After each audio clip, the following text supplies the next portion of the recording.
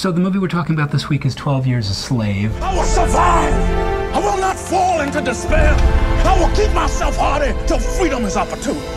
It's a very good movie, a very powerful movie, kind of a necessary movie for this country, which sounds heavy until you see it. This is based on a true story of Solomon Northup, a free black man in 1840s New York state who was kidnapped and taken down to the slavery South, where, as the title says, he was forced into slavery on various plantations for 12 years, was rescued, one of the few kidnapped free blacks who was rescued, and wrote his story and crusaded for abolition afterwards. This movie is this country's Schindler's List.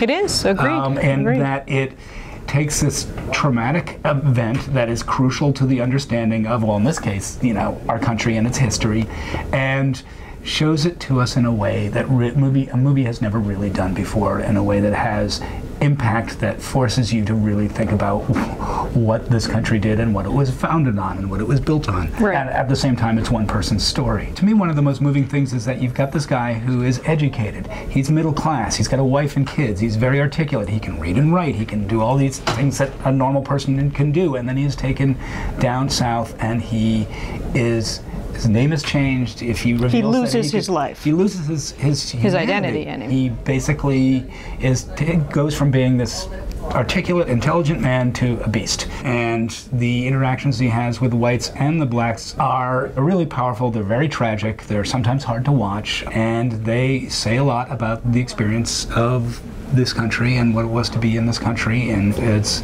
formative years and its pre-Civil War years. Right, and put this way, in the context of this story, it becomes something that any race, any gender can relate to, because it is a man who loses his humanity, his life, and must find a way out, but also regain who he was. And I don't think that, you know, white people really understand that quite as well as when it's put in these terms. Right. You should see it. It is an amazing movie that is not to be missed. I'm Ty Burr. I'm Janice Page. The movie is 12 Years a Slave, and this is the Boston Globe.